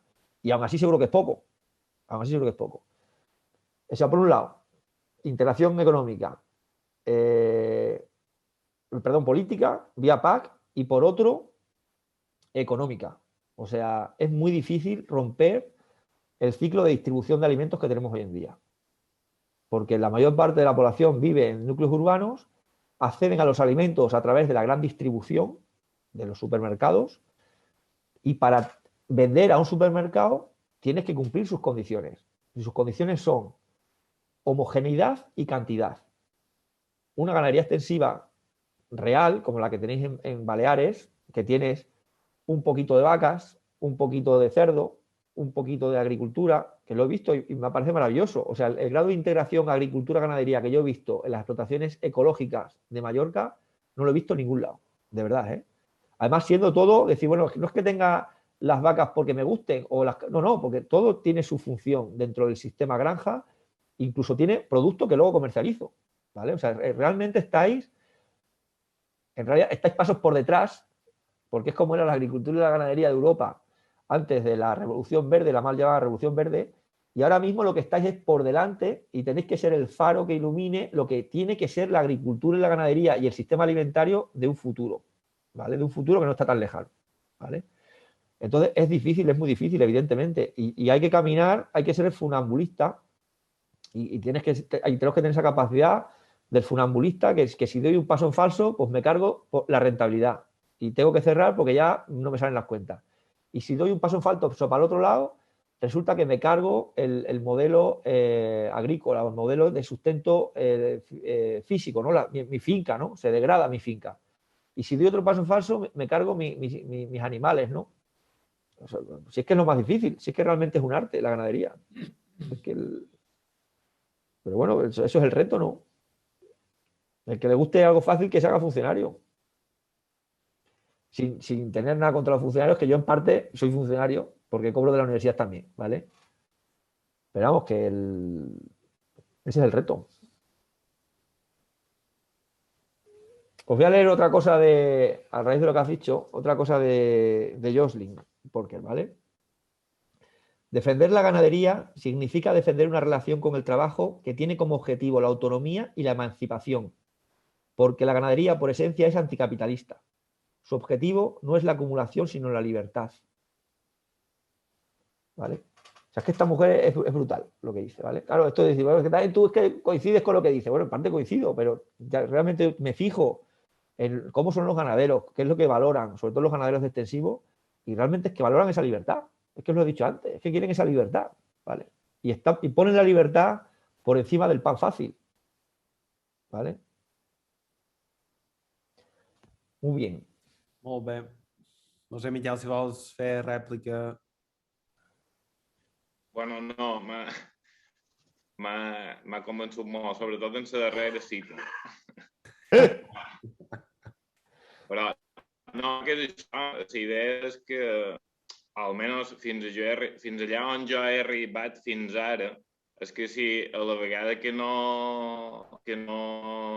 feim que els projectes siguin viables, no anem canviant el nostre entorn allà on actuem i promovem un poc el que ja hi ha, o sigui, intentem adaptar, això en el final mos du a la nostra mort. És a dir, tot el que fem a nivell de distribució, a nivell de comercialització, en certa manera han de ser coses diferents a les que existeixen dins el mercat, perquè si no el mercat en el final acaba prescindint d'aquest model més tradicional que en Gonzalo Esparra i jo crec que a Mallorca són la manera de funcionar que és viable en el futur.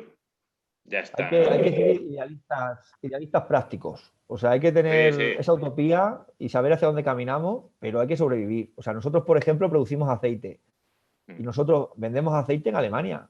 Y me duele tener que vender en Alemania, pero es que vender aceite al precio que cuesta, porque realmente lo que cuesta es a lo que lo vendo, en Extremadura es muy difícil, porque hay tanto aceite tan bueno y tan barato, ¿me entendéis o no?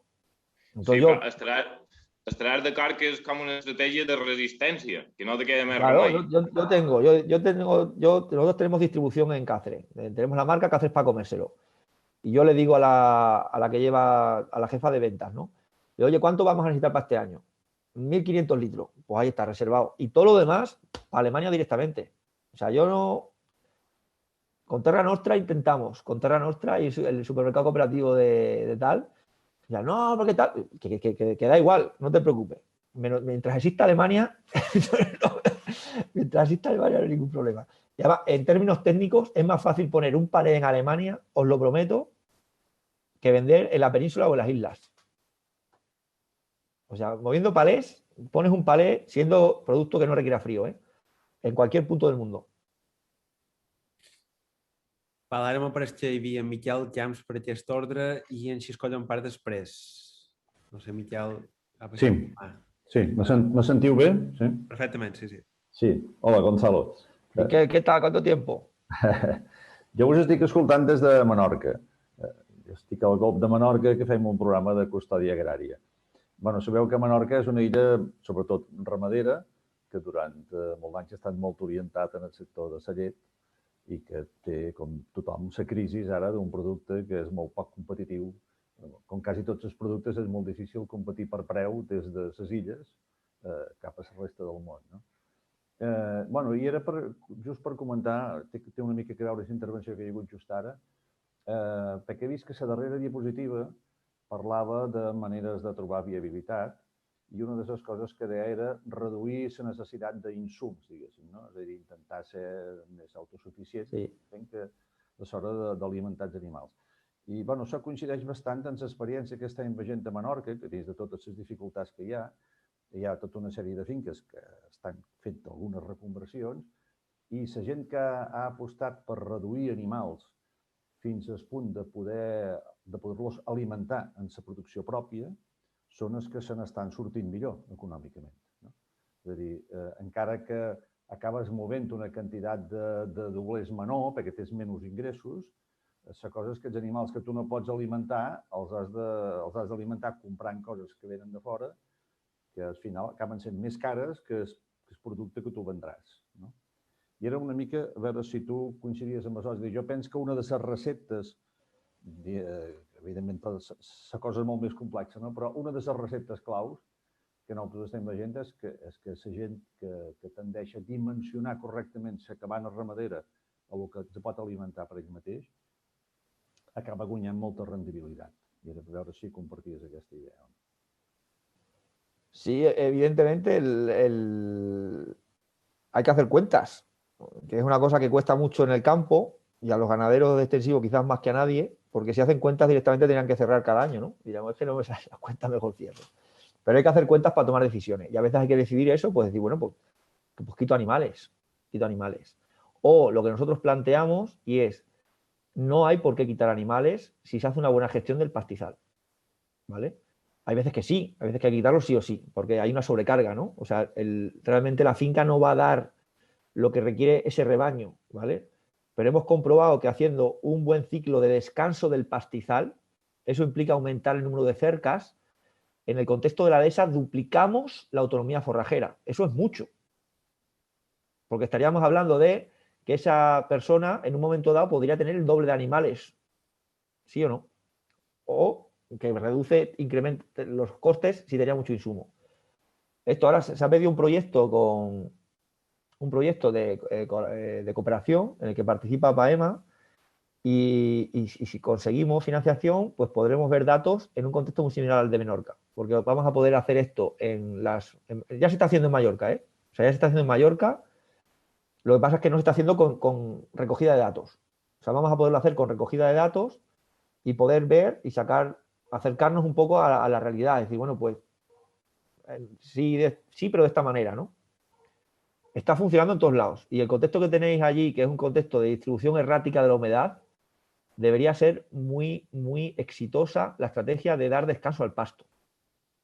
Además, tenéis ya una conformación de fincas que están muy, muy parceladas, ¿no? O sea, que ya por sí tienen muchas cerquitas. O sea, es que tampoco es decir un nuevo paradigma, ¿no? de paisaje, no, no, si es que ya está parcelado el paisaje. Simplemente es que no estén los animales en todos lados, en todo momento, sino que estén un poquito más concentrados y de esa manera descansa el resto de la finca o el resto de la explotación, ¿vale?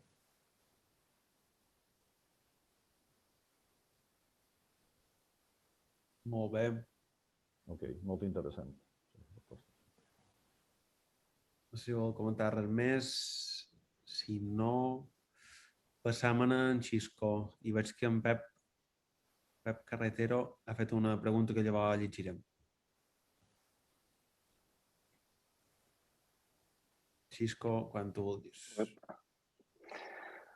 Hola, ¿qué tal, Gonzalo? ¿Qué tal?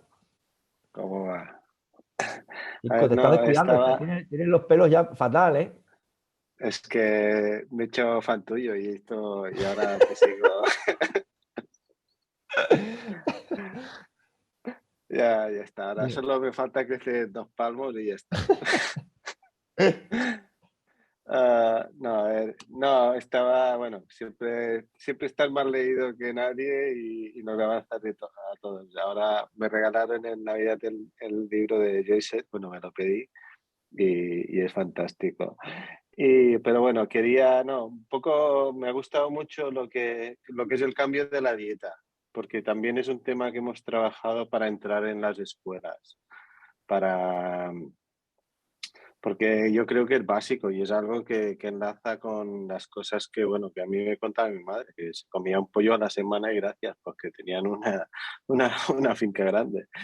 Pero que para que la gente se conciencie, o sea, los ganaderos también tenemos que coger esa conciencia de que la carne es un privilegio. A mí me gusta mucho, ostras, no me sale el redneck, el yankee ese tan bueno, el Salatín, yo el Salatín. El Salatín, que decía que a él no le gustaba los mataderos y el oficio de eso de matar, porque decía que el sacrificio es eso, es un sacrificio y y cuando estamos sacrificando a un animal, pues el ganadero un poco también lo sufrimos, o sea, también sabemos que estamos haciendo, es una realidad que también sufrimos, pero la sufrimos a cambio de algo muy positivo, que es un poco todo eso que tú has explicado. Y que hay que reducir ese consumo pero que ese consumo tiene que ser responsable y que al fin y al cabo es mucho más responsable que estar importando soja de Sudamérica no solo para el engorde de las granjas que están en Cataluña principalmente, sino también para nuevas modas como son las hamburguesas vegetales y tal, que sí, que hay que comer muchas legumbres y es la manera con la cual hemos conseguido entrar en las escuelas. O sea, que coman mucha legumbre los niños, que también tiene mucha proteína, y algún día buena carne. Y eso es lo que yo creo que es la clave a nivel social. Y luego con lo que decía Guillem, claro, aquí en Mallorca tenemos una realidad social y territorial muy distinta a lo que hablabas de la península. Aquí lo difícil es conseguir tierras, ahí es difícil conseguir gente, aquí es difícil conseguir tierras y la gente pues si consigue un trozo de tierra pequeño es difícil hacerlo rentable económicamente por mucho que cambies el manejo y eso. Pero bueno, siempre yo lo que quería decirles es que siempre será más viable, más rentable y más resiliente. O sea, va a tener un futuro más seguro con un buen manejo extensivo. Y extensivo también quería reseñar que no es grande, sino que extensivo es un tipo de manejo, no es una cuestión de tamaño, que se puede hacer un manejo extensivo pues en relación a una finca pequeña, pues con pocos animales, ¿no? Pero que el manejo no tendría por qué cambiar. Y bueno, nada, darte la enhorabuena que siempre nos vas 2 pasos por delante. Y bueno, ya me gustaría que Mallorca pudiera ser el faro, pero porque creo que todavía nos falta, no sé, nos falta mucho carburo para dar luz. Pero bueno, es verdad que tenemos una isla con condiciones para eso. Gracias. Bueno, tenemos ya el Congreso de la SEAE va a ser allí en abril. Sí. Y no se os olvide, empieza con la diada, en San Jordi igual ya hay algo, y la semana siguiente. Y yo he Sí, insistido nos mucho vemos. he insistido mucho que se organicen visitas de campo, o sea, que la gente venga, ¿no? O sea, que tanto la gente de Europa que va a venir como de la península, que pueda verlo, porque realmente es muy, muy inspirador gran parte de las fincas, al menos que yo conocí en octubre. ¿Vale? Bueno, Creo que todos había los otra que venís, intervención. Sí, dime. todos los que venís, todos los técnicos que venís de fuera os enamoráis de la isla. Pero bueno, aquí sí, es una realidad. Lo difícil es conseguir No, no, sí, tierras. difícil. El que hace ganadería es complicado y además extensiva es complicado en cualquier lado. O Sí, sea, eso aquí, por mucha vocación que tenga, es muy difícil. no, Muy no es un difícil. camino fácil, no. Sí, pero bueno. Molt bé, passam a llegir la pregunta d'en Pep Carretero que diu: ¿Tienes experiencia en el uso de pastores eléctricos? Tengo una finca forestal y quería introducir animales para limpiarla. Había pensado en vacas mallorquinas y burros, que son las especies que creo que mejor se pueden adaptar a mi caso. Sí, en un principio cualquiera de las dos son muy fáciles de gestionar. Un momento.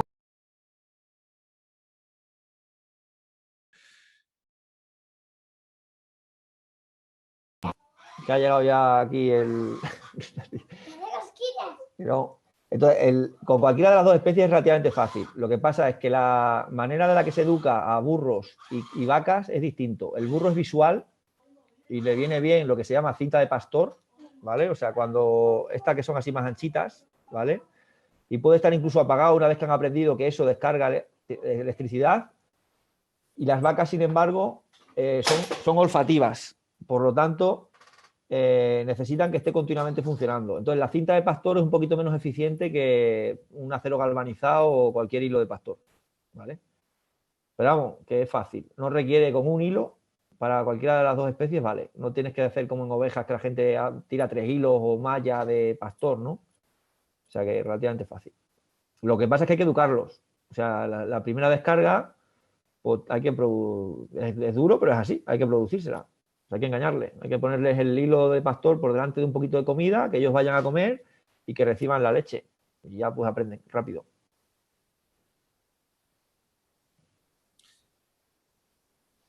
Molt bé. El meu número de ser el fare del turisme internacional, diu Miquel. Sí. Miquel Gilbert Comas diu: les ovelles sorianes són més eficients per al control de xerres i rebolls i no arriben tan amunt com vaques i ases. Vale. Comentant la pregunta d'en Pep Carretero. Més preguntes o comentaris que te voldeu aportar?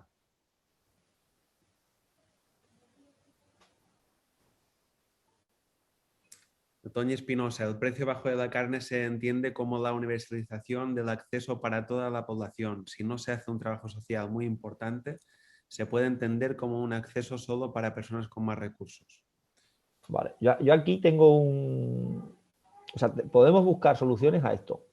O sea, no tenemos por qué caer en la lógica únicamente del euro o del dólar o de lo que toque. Nosotros, por ejemplo, en nuestra cooperativa hemos creado una moneda social que es de tipo mutual. O sea, cualquier socio de la cooperativa, por el hecho de pertenecer a ella, puede usarla y no necesita haber generado previamente unidades monetarias. No sé si me explico. O sea, simplemente tú eres socio de Activa y puedes hacer uso de tu monedero y puedes adquirir productos de la cooperativa y van a cargarse en tu monedero de moneda social, ¿vale? ¿Qué pasa? Mientras estés en saldo negativo, no te puedes ir de la cooperativa, ¿vale? Y tienes que ofrecer, pues, servicios, bienes, etcétera, que otros socios demanden en esa moneda social, ¿vale? Pero no, y no está funcionando. O sea, no hemos tenido que poner el parche antes que la herida, no hemos tenido que poner ni un límite de endeudamiento, ni, ¿vale? Y os lo pongo como ejemplo simplemente. Lo planteamos en el Congreso de Agroecología de Extremadura. Se va a publicar un paper próximamente en una revista de sociología, ¿vale? Y yo creo que si entramos en el debate de la, entre comillas, democratización del producto vía precio, que es lo que hace la gran superficie, o sea, hubo una ponencia de Carrefour en el Congreso de la SEAE de Vitoria que se titulaba así: la democratización del producto ecológico. Y para ellos democratizar es que pague menos el consumidor y que cobre menos por el producto el productor. Eso es la democracia, ¿vale? Si caemos en esa carrera de bajar precios, lo tenemos perdido, ¿vale? Tenemos que idear otras maneras, ¿vale? Para que el que necesite carne tenga carne, ¿vale? Independientemente de su poder adquisitivo. Evidentemente estamos en un modelo que es un modelo de mercado y libre, pero bueno, yo conozco mucha gente también que solo consume cierto producto porque es amigo del que lo produce. Porque como no tiene registro sanitario, tienes que ser amigo suyo. Si no, no pruebas ese queso maravilloso, si no, no pruebas esa chacina maravillosa, si no pruebas... No sé si me entendéis. Gràcies, Gonzalo. Algú més?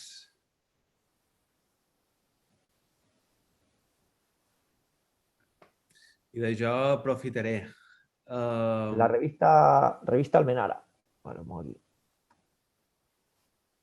Jo aprofitaré justament per fer un comentari o exposar-vos dues preocupacions. Una és la situació de blanqueig o de greenwashing que està visquent l'agricultura convencional i diria que fins i tot la ramaderia intensiva. Justament aquest debat que hi ha hagut, jo crec que l'únic que serveix és per embullar la gent i per fer-los pensar que és més sostenible tenir una granja de porcs alimentats amb pinso que ve de Brasil que no justament tenir una guarda d'ovelles aquí en extensiu.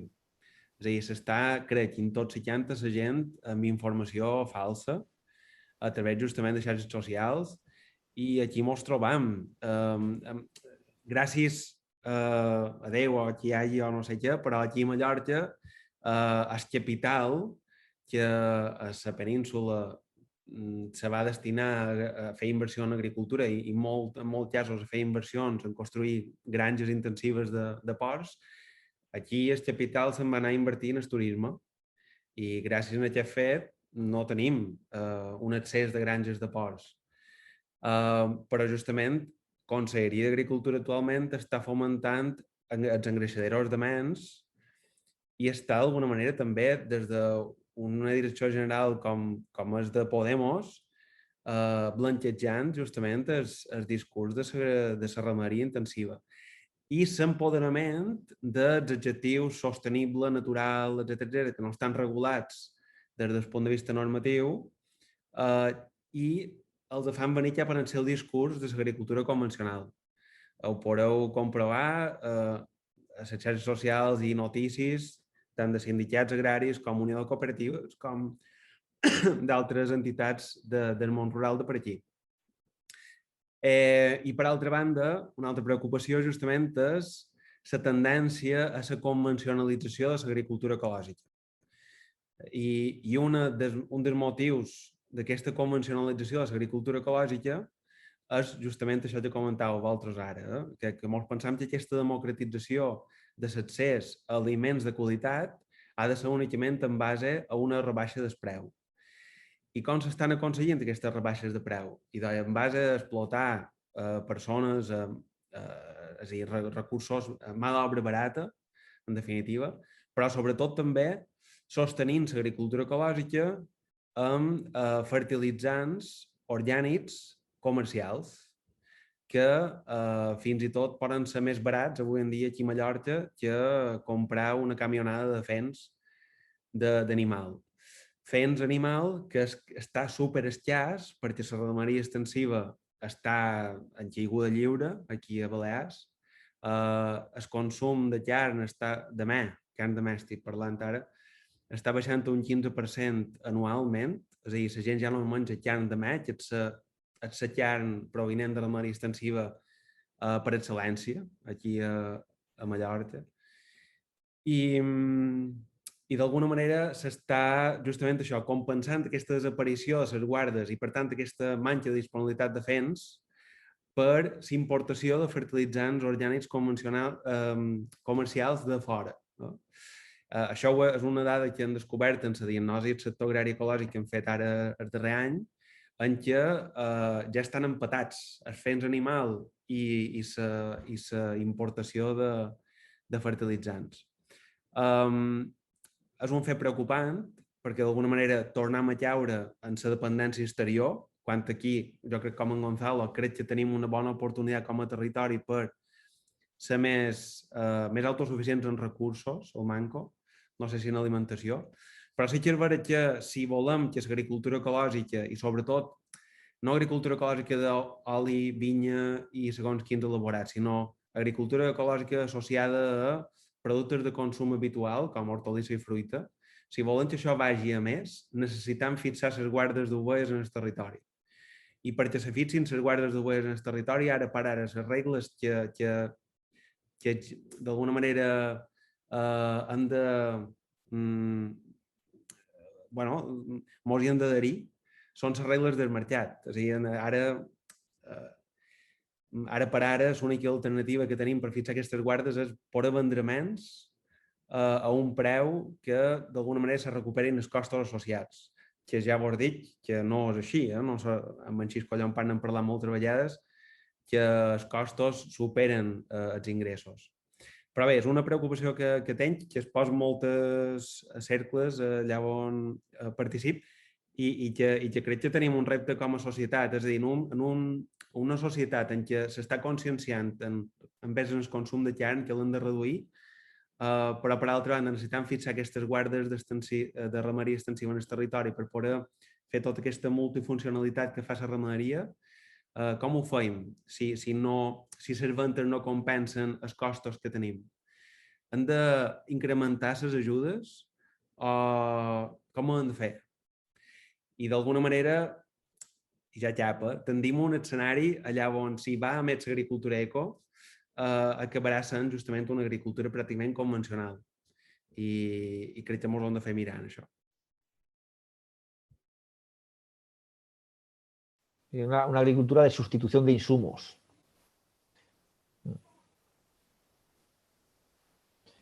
Molt bé. Què més? Que jo ara m'he enrotllat com una persiana, però si qualcú altre vol intervenir, encara som 30 a la sala.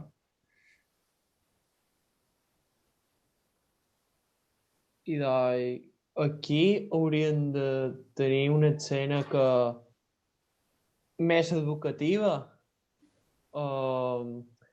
que per solucionar aquest problema haurien d'ajudar la societat a nivell educatiu que hem de canviar la dieta, hem de menjar una carn de qualitat i no de menjar la basura que menjam, troc jo, perquè troc que l'altre no... és guapo, però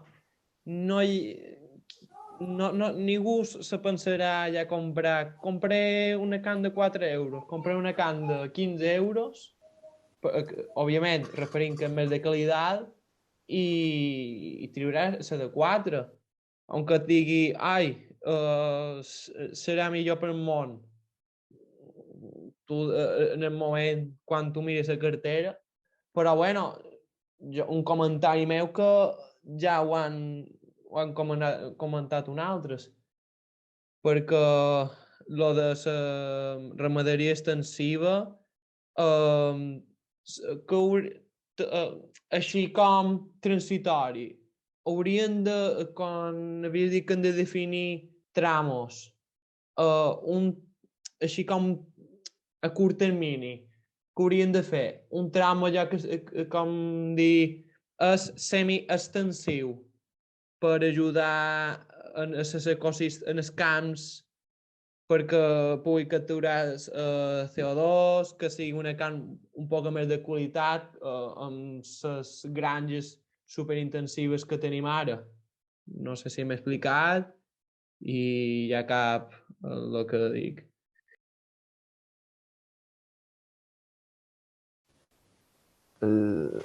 Es complicado, ¿eh? Es complicado porque, como he explicado antes, categorizar, poner etiquetas, siempre te vas a quedar matices fuera, ¿no? Y de hecho, el ecosquema este secundario que os comentaba de pastoreo racional, que estaba en la propuesta de julio y que de pronto desaparece en la de otoño, yo creo que lo quitaron porque se les complicaba mucho la vida. Empezarían a pensar, y ahora me critican que la monitorización se haga con collares de geolocalización. Y ahora esta gente dice que no tiene por qué suponer la rotación de parcelas, si no es con el tiempo adecuado, el que realmente aumente el secuestro de carbono. Ya, no sé si me explico. O sea, cuando la manera de fomentar algo es con ayudas y para ayudar tienes que definir y establecer categorías, siempre va a haber fincas o explotaciones que se te queden fuera y explotaciones que realmente no tendrían por qué recibir esa ayuda porque no están cumpliendo con el objetivo, que lo reciben, ¿vale? Hay un nuevo paradigma que se está empezando a manejar, que es el pago por servicios. Se utilizó como práctica piloto en Irlanda, en el actual periodo PAC, o sea, no pagar al ganadero una tarifa plana por asumir unas buenas prácticas, incorporar unas buenas prácticas dentro del paquete de las agroambientales, sino en función de los resultados que podía evidenciar, más allá del cómo lo haya hecho. Y por lo visto ha funcionado bastante bien, ¿vale? Y es el paradigma en el que se mueve también el mercado voluntario del carbono, por ejemplo. Ya existe un mercado voluntario del carbono en el que ciertas ONGs gestionan pagos por hectárea a aquellos ganaderos que puedan demostrar que están secuestrando carbono en el suelo, ¿vale? O sea, sería un poco cambiar de paradigma, en vez de cambiar por asunción de prácticas, a pagar por demostrar objetivos ambientales o de producción o lo que sea. No sé si te he contestado lo que planteabas. Sí. Vale. En parte, porque la otra para más global, más global, sí, global y general, eso sería un proceso, considero, muy lento, porque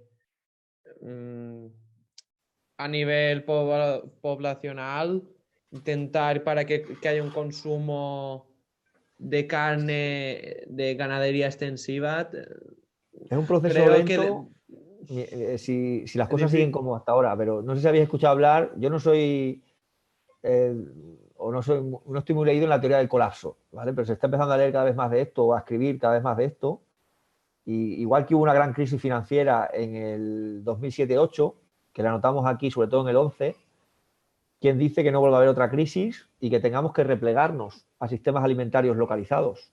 Porque se caigan esas grandes cadenas de distribución que están muy financiadas y que dependen mucho del gran capital y de ingentes cantidades de energía, se caigan y que por necesidad la población tenga que relocalizar la producción y el consumo de alimentos. Y ahí la ganadería extensiva evidentemente tiene mucho que hacer y que decir. Donde haya condiciones para hacer ganadería extensiva, hay zonas que no hay condiciones para ganadería extensiva.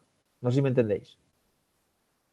O sea, en el contexto actual, pero es que las circunstancias pueden cambiar y no tiene por qué ser catastrofista, pero pueden cambiar, como cambiaron en el 2007-8. Nuestra cooperativa no se hubiera creado si no hubiera sido por la crisis financiera del 7-8. Porque había tantísima gente en paro aquí en Extremadura que es que nos daba igual. O sea, empezamos a montar la cooperativa como actividad también profesional y de una vocación de dedicar algo el tiempo, porque es que no había ocupación ninguna. No sé si me explico.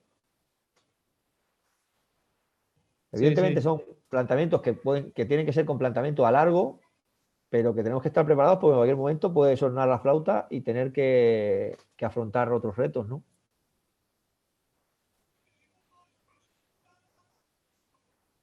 Entiendo.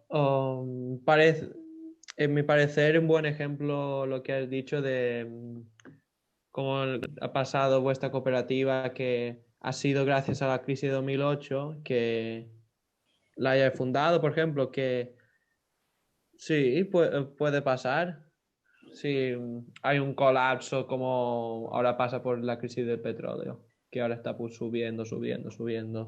Nosotros activa, ¿vale? Que es donde se inserta el rebaño es merineando, ¿vale? Esto, ahora mismo somos 500 personas socias, 12 personas trabajando y abarcamos en superficie más de 100 hectáreas, ¿vale? No es mucho para el contexto nuestro, pero bueno, hay de todo, frutales, hortalizas, ganadería, olivo. Y ya os digo que eso, si no hubiera sido por la crisis del 7-8, no se hubiera podido hacer. Porque el contexto social que favoreció que la gente buscara alternativas y soluciones y tal fue ese, ¿vale?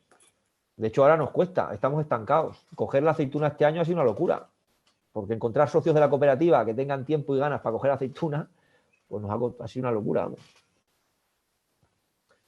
Una locura. Ens queden uns minuts encara. En Miquel la torna a aixecar la mà.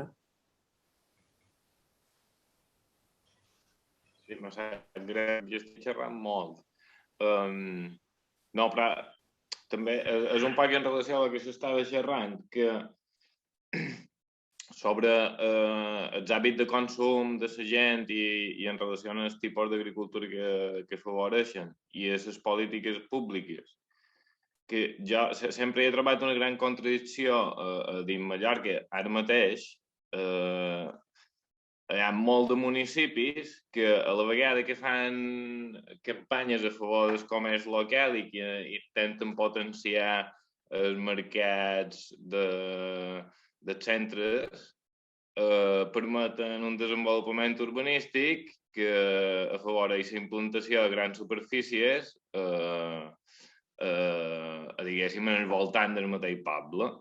És a dir, que la reflexió és que no sé si és més beneficiós que mos ajudin directament o que limitin la implantació d'aquestes grans superfícies, perquè en el final la gent, si no té l'opció d'anar comprant al Lidl, és més fàcil que vagin al mercat del poble, però si té l'opció d'anar comprant al Lidl i després feim la campanya a favor del comerç local, no té cap resultat i no hi ha cap pagès que hi vulgui anar a muntar paradeta perquè no ven res.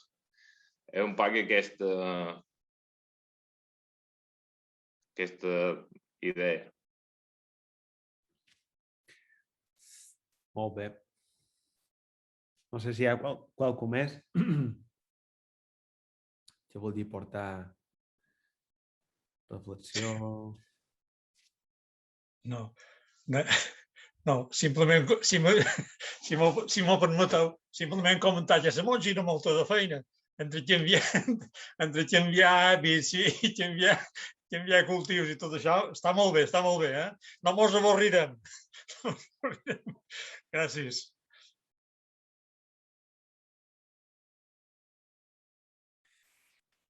Bueno, i si no hi ha ningú més, simple... Mira, Joan Ferrer pregunta, com d'interessant pot ser la utilització del ramat per la limpesa de boscs com a activitat econòmica i rentable?